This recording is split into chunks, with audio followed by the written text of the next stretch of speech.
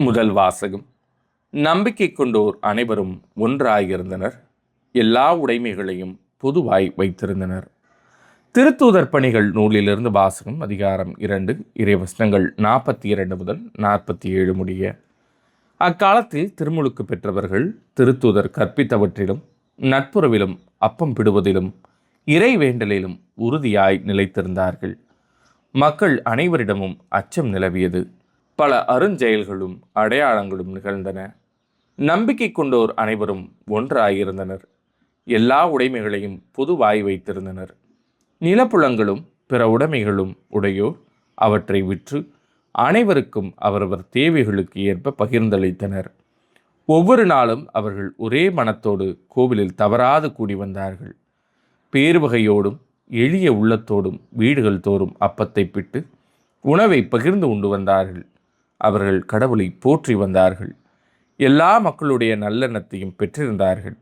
ஆண்டவரும் தாம் மீட்டு கொண்டவர்களை நாள்தோறும் அவர்களோடு சேர்த்து கொண்டே இருந்தார். இது ஆண்டவரின் அருள்வாக்கு. இறைவா உமக்கு நன்றி. பதிலுரை பாடல். ஆண்டவருக்கு நன்றி செலுத்துங்கள், ஏனெனில் அவர் நல்லவர். என்றென்றும் உள்ளது அவரது பேரன்பு. என்றென்றும் உள்ளது அவரது பேரன்பு என இஸ்ரேல் மக்கள் சாற்றுவார்களாக. என்றென்றும் உள்ளது அவரது பேரன்பு என ஆரோனின் குடும்பத்தார் சாற்றுவார்களாக. என்றென்றும் உள்ளது அவரது பேரன்பு என ஆண்டவருக்கு அஞ்சுவோர் அனைவரும் சாற்றுவார்களாக. ஆண்டவருக்கு நன்றி செலுத்துங்கள், ஏனெனில் அவர் நல்லவர். என்றென்றும் உள்ளது அவரது பேரன்பு. அவர்கள் என்னை வலுவுடன் தள்ளி வீழ்த்த முயன்றனர், ஆனால் ஆண்டவர் எனக்கு துணை நின்றார். ஆண்டவரே என் ஆற்றல், என் பாடல், என் மீட்பும் அவரே. நீதிமான்களின் கூடாரங்களில் வெற்றியின் மகிழ்ச்சி குரல் ஒலிக்கின்றது. ஆண்டவரது வழக்கை வலிமையாய் செயலாற்றியுள்ளது. ஆண்டவருக்கு நன்றி செலுத்துங்கள், ஏனெனில் அவர் நல்லவர். என்றென்றும் உள்ளது அவரது பேரன்பு. கட்டுவோர் புறக்கணித்த கல்லே கட்டடத்துக்கு மூளைக்கல் ஆயிற்று. ஆண்டவரால் இது நிகழ்ந்துள்ளது. நம் கண்களுக்கு இது வியப்பாயிற்று. ஆண்டவர் தோற்றுவித்த வெற்றியின் நாள் இதுவே. இன்று அக்களிப்போம், அகமகிழ்வோம். ஆண்டவருக்கு நன்றி செலுத்துங்கள், ஏனெனில் அவர் நல்லவர். என்றென்றும் உள்ளது அவரது பேரன்பு. இரண்டாம் வாசகம். இறந்த இயேசு கிறிஸ்துவை கடவுள் உயிர்த்தெழச் செய்து நமக்கு புது பிறப்பு அளித்துள்ளார். இவ்வாறு குன்றா எதிர்நோக்குடன் நாம் வாழ்கின்றோம். திருத்தூதர் பேதுரு எழுதிய முதல் திருமுகத்திலிருந்து வாசகம். அதிகாரம் 1, இறைவசனங்கள் 3 முதல் 9 முடிய. நம் ஆண்டவர் இயேசு கிறிஸ்துவின் கடவுளும் தந்தையுமானவர் போற்றி. அவர் தம் பேரிரக்கத்தின்படி இறந்த இயேசு கிறிஸ்துவை உயிர்த்தெழச் செய்து நமக்கு புது பிறப்பு அளித்துள்ளார். இவ்வாறு குன்றா எதிர்நோக்குடன் நாம் வாழ்கிறோம். அழியாத, மாசற்ற, ஒழியாத உரிமை பேரும் உங்களுக்கென விண்ணுலகில் வைக்கப்பட்டுள்ளது. நீங்கள் கொண்டுள்ள நம்பிக்கையின் வழியாய் மீட்புக்காக கடவுளுடைய வல்லமையால் பாதுகாக்கப்பட்டு வருகிறீர்கள். இம்மீட்பு இறுதி காலத்தில் வெளிப்பட ஆயத்தமாய் உள்ளது. இப்போது சிறிது காலம் நீங்கள் பல்வகை சோதனைகளால் துன்புற வேண்டியிருப்பினும் அந்நாளிலே பேர்வகை கொள்வீர்கள். அழியக்கூடிய பொன் நெருப்பினால் புடமிடப்படுகிறது.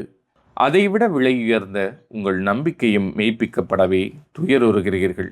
இயேசு கிறிஸ்து வெளிப்படும் போது அந்நம்பிக்கை உங்களுக்கு புகழும் மாண்பும் பெருமையும் தருவதாய் விளங்கும்.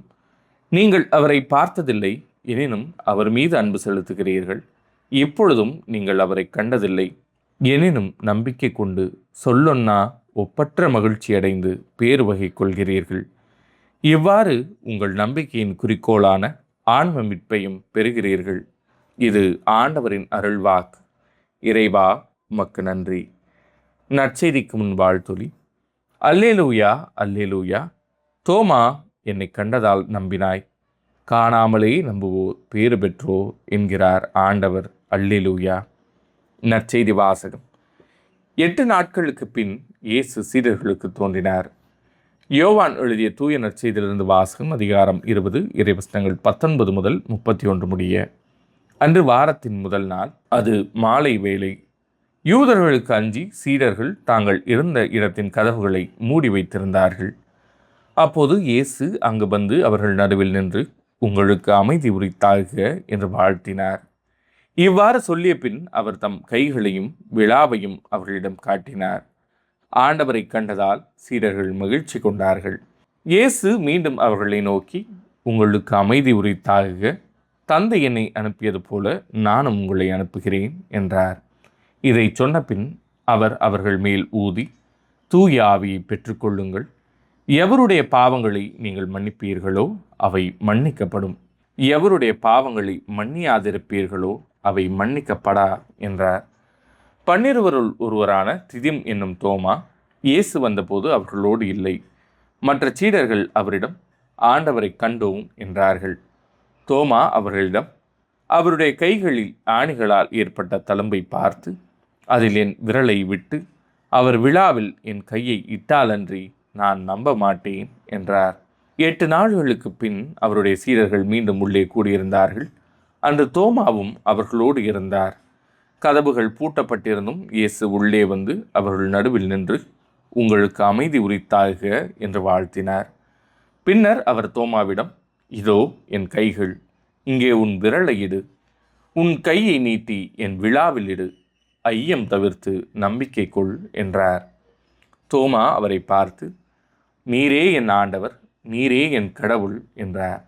இயேசு அவரிடம், நீ என்னை கண்டதால் நம்பினாய், காணாமலே நம்புவோர் பேறு பெற்றோர் என்றார். வேறு பல அரும் அடையாளங்களையும் இயேசு தம் சீடர்கள் முன்னிலையில் செய்தார். அவையெல்லாம் இந்நூலில் எழுதப்படவில்லை. இயேசுவே இறைமகனாகிய மெசியா என நீங்கள் நம்புவதற்காகவும் நம்பி அவர் பெயரால் வாழ்வு பெறுவதற்காகவுமே இந்நூலில் உள்ளவை எழுதப்பட்டுள்ளன. இது ஆண்டவரின் அருள்வாக்கு. கிறிஸ்துவே உமக்கு புகழ்.